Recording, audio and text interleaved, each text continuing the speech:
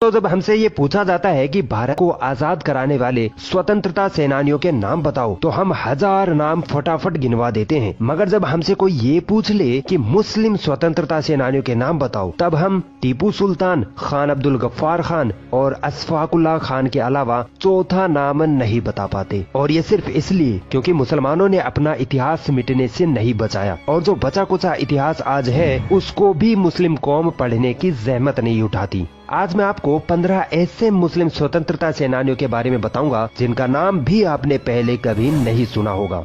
मैंने इन 15 मुस्लिम स्वतंत्रता सेनानियों के बारे में बड़ी मुश्किल से जानकारी जुटाई है, क्योंकि अक्सर इतिहास की किताबों से इनका नाम सहित इतिहास गायब कर दिया गया है।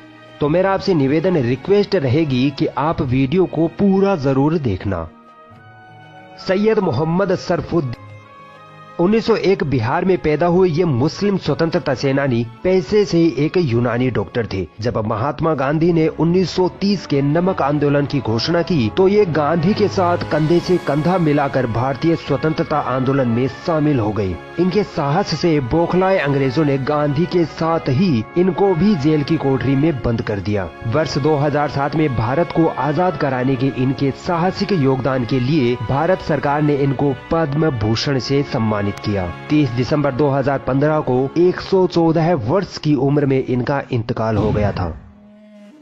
पीर अली खान हिंदुस्तान के सबसे कट्टर स्वतंत्रता सेनानियों में से एक थे, जिन्होंने 1857 की क्रांति में अंग्रेजों को दौड़ा दौड़ा कर मारा था। लेकिन हाय अफसोस, उनकी बहादुरी के किस्से इतिहास से मिटा दिए गए। एक बार पीर अली को अंग्रेजों ने बिना वजह गिरफ्तार करके उनके साथ बदसलूकी की। इस घटना ने पीर अली को इतना चिढ़ा दिया कि उन्होंने अंग्रेजों को भारत से भगाने की कसम खा ली, जिसके लिए उन्होंने कई लोगों का एक संगठन बनाया तथा किसी भी तरह से 50 बंदूकों का जुगाड़ कर लिया। मगर वो इस प्लान में नाकामयाब रहे। अंग्रेजों को इस प्लान के बारे में पता चलने पर अंग्रेजों ने पीर अली के कई साथियों को फांसी पर लटका दिया।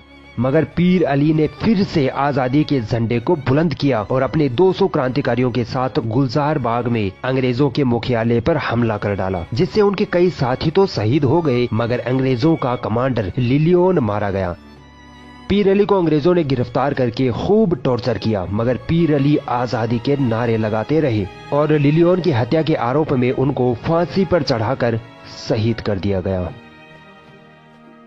दोस्तों, बख्त खान ऐसे क्रांतिकारी थे जिससे अंग्रेज हमेशा खौफ खाते थे। 1797 में यूपी में पैदा हुए बख्त खान ने 1857 की क्रांति में महत्वपूर्ण योगदान दिया था। बख्त खान ईस्ट इंडिया कंपनी में सैन्य कमांडर थे, मगर अंग्रेजों के जुल्म को देखकर आजादी की ऐसी आग उनमें पैदा हुई कि अंग्रेजों को भारत से खदेड़ने का उन्होंने बेड़ा उठा लिया। बहादुर शाह जफर को जब अंग्रेजों ने गिरफ्तार कर लिया, तो बख्त खान ने ही आजादी की बागडोर संभाली, मगर हथियार, गोला बारूद और भोजन की कमी के कारण आजादी का ये आंदोलन कमजोर पड़ गया और अंग्रेजों ने 13 मई 1859 को बख्त खान को शहीद कर डाला। मौलवी अब्दुल्ला शाह इतने बड़े क्रांतिकारी थे जिनको खुद अंग्रेज अपना सबसे बड़ा दुश्मन मानते थे। अंग्रेजों ने बिना वजह इनकी सारी संपत्ति जब्त कर ली, जिससे मौलवी अब्दुल्ला के सीने में अंग्रेजों के खिलाफ नफरत भर गई और इन्होंने अपनी मातृभूमि से विदेशी आक्रमणकारियों को भगाने का निर्णय लिया। इन्होंने कई क्रांतिकारियों का संगठन बनाया और अंग्रेजों के खिलाफ बगावत खड़ी कर डाली। अंग्रेजों ने उनको गिरफ्तार कर देशद्रोह का आरोप लगाकर फांसी की सजा सुना डाली, मगर उसी वक्त 1857 की क्रांति छिड़ गई और मौलवी अब्दुल्ला जेल से निकल भागे। मौलवी अब्दुल्ला ने अंग्रेजों के दिलों में इतना खौफ पैदा कर डाला था कि अंग्रेजों ने इन पर उस वक्त के 50,000 का इनाम घोषित कर दिया था। और दोस्तों, ये वो पहले क्रांतिकारी थे जिन पर ऐसा इनाम रखा गया। अंग्रेजों से छुपने के लिए मौलवी अब्दुल्ला ने पवायायन के राजा से मदद मांगी, मगर उस राजा ने दरवाजे ना खोले और अंग्रेजों ने मौलवी अब्दुल्ला को गोलियों से भून दिया और वो शहीद हो गए। दोस्तों, सैयद अलाउद्दीन हैदर अंग्रेजों को फूटी आंख नहीं सुहाते थे, क्योंकि ये वो क्रांतिकारी थे जिन्होंने आजादी के पहले आंदोलन के लिए बहुत सारे क्रांतिकारियों को अंग्रेजों के खिलाफ एकजुट कर लिया था।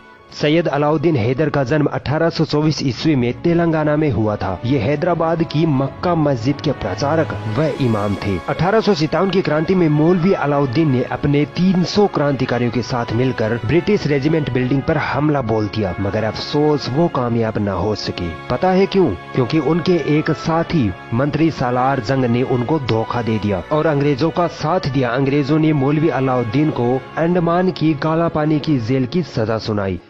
दोस्तों, ये वो पहले स्वतंत्रता सेनानी थे जिनको काला पानी की सजा हुई थी। 30 साल तक वो काला पानी की दर्दनाक यातनाएं झेलते रहे और फिर उनकी मृत्यु हो गई। दोस्तों, मौलवी अलाउद्दीन के साथ ही एक और मुस्लिम स्वतंत्रता सेनानी तुर्रेबाज खान ने भी अंग्रेजों के खिलाफ विद्रोह छेड़ रखा था। इनको भी मौलवी अलाउद्दीन के साथ काला पानी जेल भेज दिया गया था। इन्होंने वहां से भागने की कोशिश की, मगर अंग्रेजी पुलिस ने इनको गोली मार दी। दोस्तों, अंग्रेजों के दिल का खौफ और जुल्म देखिए। जब तुर्रेबाज खान गोली से मर गए, फिर भी उनकी लाश को हैदराबाद लाकर सबके सामने फांसी दी गई। भारत सरकार ने तुर्रेबाज खान के देश के लिए बलिदान का सम्मान करते हुए उनके नाम पर एक सड़क का नाम तुर्रेबाज खान रोड रखा, जो हैदराबाद के कोटी में यूनिवर्सिटी कॉलेज फॉर वुमेन के पास स्थित है।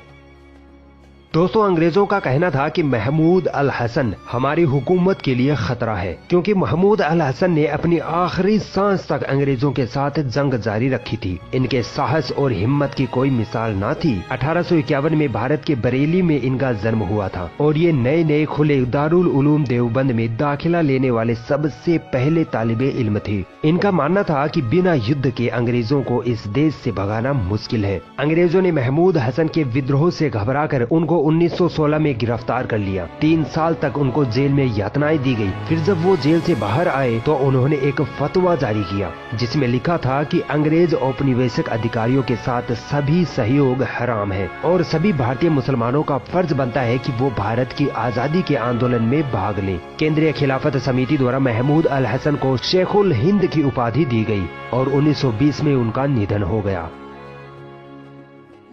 दोस्तों, हथियारों की जंग से बड़ी जंग होती है कलम की जंग। मौलाना मजहरुल हक वो क्रांतिकारी थे जिन्होंने अपने कलम से ही अंग्रेजों के छक्के छुड़ा दिए थे। मौलाना मजहरुल हक 1886 को पटना बिहार में पैदा हुए। इन्होंने इंग्लैंड से कानून की पढ़ाई की और जब भारत लौटे तो इनको जल्द ही समझ में आ गया था कि ये अंग्रेजी हुकूमत भारत के लिए खतरा है। इसलिए इन्होंने असहयोग आंदोलन, खिलाफत आंदोलन तथा चंपारण सत्याग्रह में बढ़ चढ़कर अपना योगदान दिया। मौलाना मजहरुल हक की आवाज दबाने के लिए अंग्रेजों ने इनको 3 माह के कारावास की सजा सुनाई, मगर मौलाना मजहरुल हक टस से मस न हुए। इन्होंने द मदरलैंड यानी मातृभूमि नाम से पत्रिका निकाली, जिसमें वो अंग्रेजों के खिलाफ बगावत पर लिखते तथा भारतवासियों को अंग्रेजों के खिलाफ एकजुट होने का संदेश देते। बार बार अंग्रेज इनको जेल भेजकर यातनाएं देते, मगर मौलाना मजहरुल हक देश के लिए सीना तान कर अंग्रेजों के खिलाफ लड़ते रहे। मौलाना मजहरुल हक के बलिदान के सम्मान में पटना में इनके नाम से 2 यूनिवर्सिटी भी बनाई गई है। मगफूर अहमद एजाजी का जन्म 1900 में बिहार में हुआ था। अंग्रेजों ने इनको अपनी स्कूल नॉर्थ ब्रुक से सिर्फ इसलिए निकाल दिया क्योंकि मगफूर अहमद भारत की आजादी के आंदोलनों में शामिल होने लगे थे। अंग्रेजों ने कई बार मगफूर अहमद को बिना किसी आरोप के जेल में सजा दी, यातनाएं दी, ताकि वो अंग्रेजों से बगावत न कर पाए। लेकिन मगफूर अहमद ने अपने देश के लिए जान दांव पर लगा रखी थी। अंग्रेजों से भारत को आजाद कराने में इन्होंने पहले 1923 में अपनी पत्नी को खोया, फिर 1942 में अपने बेटे को भी खो दिया। मगफूर अहमद अंग्रेजों से तब तक लड़ते रहे जब तक भारत को आजादी नहीं मिल गई। 1966 में इनके आवास स्थान मुजफ्फरपुर में इनका निधन हो गया। आसफ अली का जन्म 1888 में हुआ था। दोस्तों, ये वो मुस्लिम वकील थे जो भारत के स्वतंत्रता सेनानियों को अंग्रेजों के चंगुल से छुड़ाने के लिए उनके पक्ष में केस लड़ा करते थे।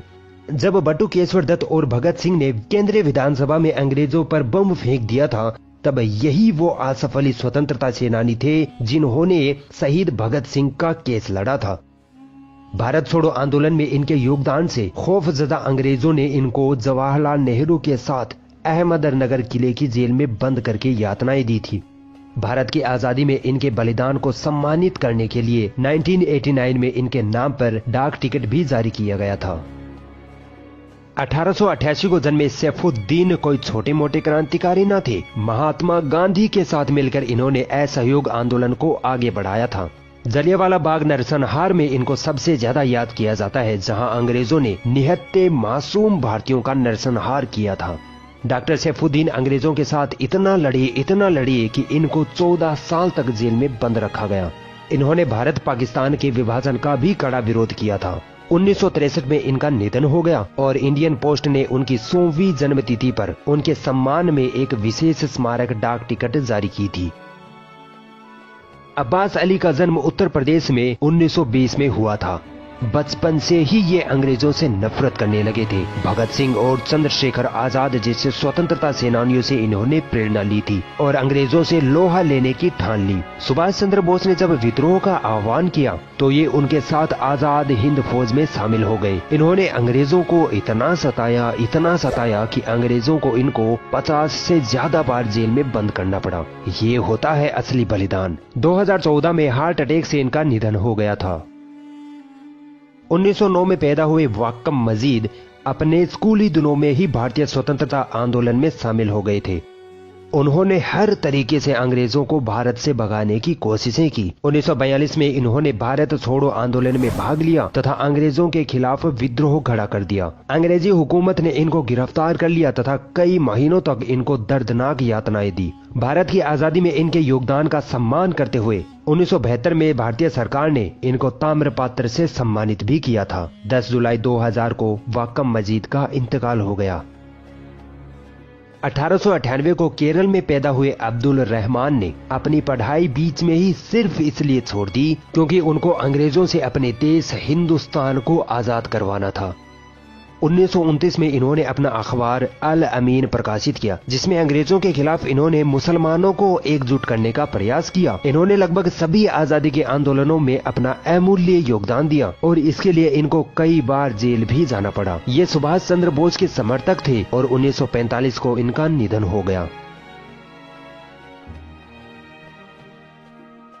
दोस्तों, इतिहासकारों का कहना है कि अंग्रेजी हुकूमत ने मौलवी मोहम्मद बाकिर को तोप के आगे बांधकर उड़ा दिया था। 1780 में इनका जन्म हुआ और 1857 की क्रांति के ये ऐसे क्रांतिकारी थे जिन्होंने 77 साल की उम्र में भी अंग्रेजों को धूल चटा दी थी। ये अपने अखबार अकबर उस जफर, जो कि बहादुर शाह जफर के नाम पर था, के जरिए भारतीय क्रांतिकारियों के समर्थन में लेख लिखते, जिससे अंग्रेजों को खूब मिर्ची लग जाती थी। अंग्रेजों को डर लगने लगा कि मौलवी बाकिर के अखबार के कारण कहीं भारत के लोग हमारे खिलाफ एकजुट होकर विद्रोह न कर दें। इसलिए 14 सितंबर 1857 को अंग्रेजों ने इनको गिरफ्तार कर तोप से उड़ाकर शहीद कर दिया। ये है मुसलमानों का बलिदान।